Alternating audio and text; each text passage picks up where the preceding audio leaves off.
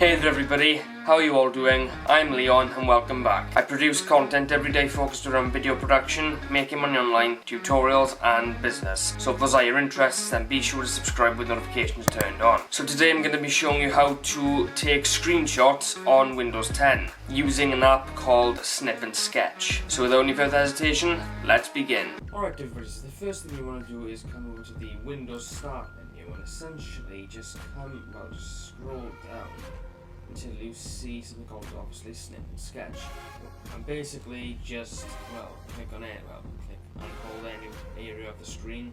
You can just basically take a screenshot of anything that's on your screen. So there we are, and if I'm correct, you can actually make some edits as well, so you can crop.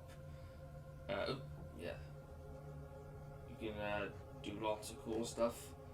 And just save it and everything. You can even zoom in as well. So there we are. There we are. And you can copy as well. And obviously we're gonna save the image. There we are. Save it as a PNG as well if you want to. And then wait for it. Bang! And that is the image that we just took a screen. That is basically the image that has been taken. And that's it.